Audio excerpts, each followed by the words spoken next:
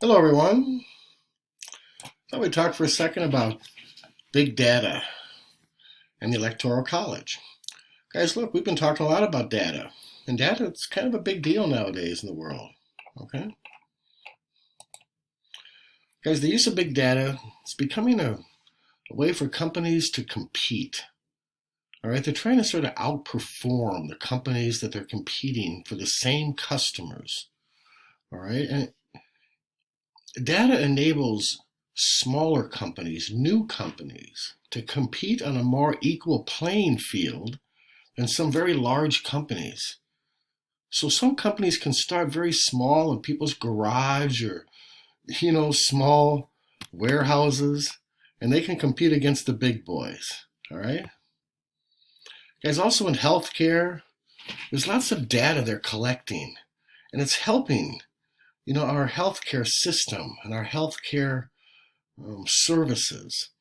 As an example, when they do these phase 3 trials for new drugs, there are thousands of people involved, and then the FDA approves those drugs.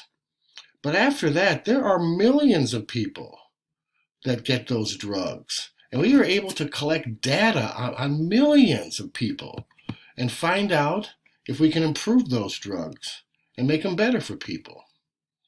Guys, also they're putting sensors inside toys, and they're doing it, in fields of crops. Farmers are putting sensors in there. They're measuring the behavior that people have with toys. They're measuring fertilizer and the amount of water that plants get, so we can grow more plants and we can develop more toys. Guys, there's a huge growth industry right now. All right, data is becoming, a commodity, a valuable commodity that some companies use as a major asset. All right, it's just simply they've collected a lot of data. Guys, another example is in sports. They're using lots of data in sports, and sports teams are hiring lots of mathematicians right now. So if you like sports, get good at math and go work for a major league sports team or a major college sports program.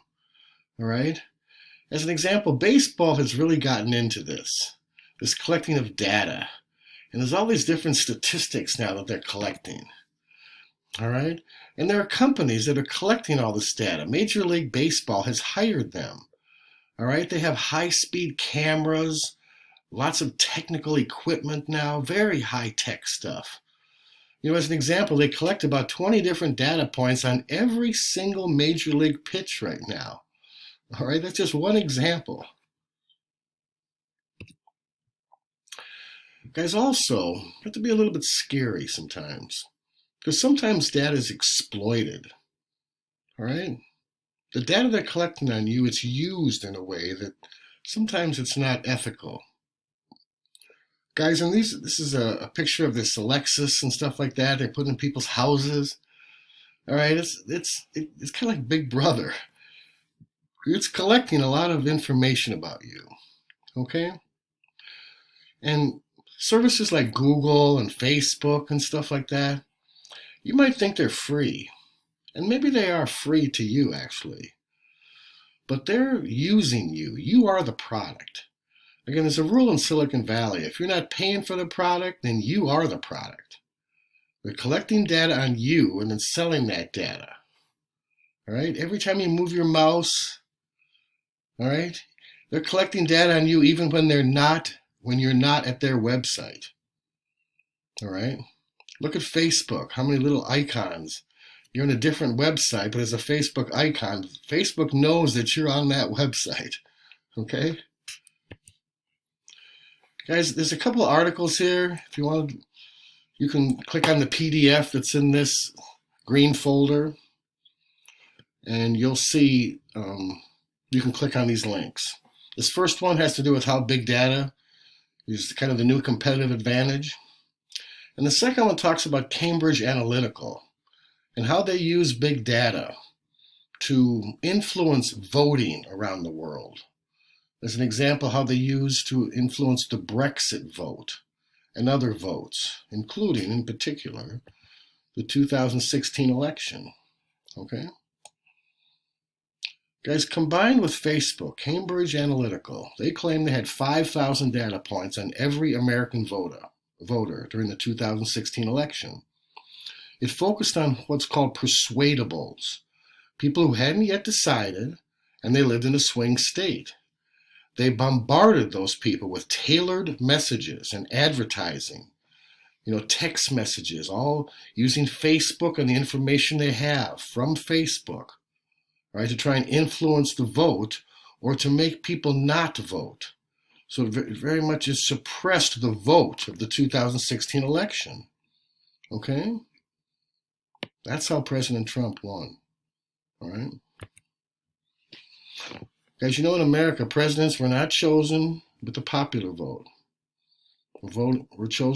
Presidents in America are chosen through what's called the Electoral College. All right? Candidates who get 270 electoral votes, they win the election. All right? Each state gets so many electoral votes. It's a very complicated process. So political parties hire mathematicians to go through all these different permutations that could possibly happen. There's a lot at stake. So there's a lot of money they put into this. Okay? If you like politics, again, political science is a science. And they're using math to gain a competitive advantage and win elections. All right, last you guys, this is 538.com. This is currently what the electoral map looks like. That's 538.com is Nate Silver's website. He's a mathematician from MIT. He had a website, and he predicted Obama's victories right on. So ESPN has purchased his website. He was in his 20s. He was a young guy. And now he writes for ESPN. They do a lot of work having to do with math and the sports. But he still writes for politics too. And this is one of the things he does. Okay, again, this is a very complicated map. Joe Biden is in blue, and he looks pretty good here so far, okay? Much better than Hillary looked at this time 4 years ago. All right? There are two states, Maine and Nebraska, where the electoral votes are split. A little complicated. Again, this is a very complicated, lots of different things going on here. But they've gotten to a point, you all, where they can analyze precinct by precinct, neighborhood by neighborhood, street by street, and determine people's voting habits. All right? It is extremely detailed. All right? I just wanted to show you guys that. I think that was it. Yep. All right. Thanks for listening.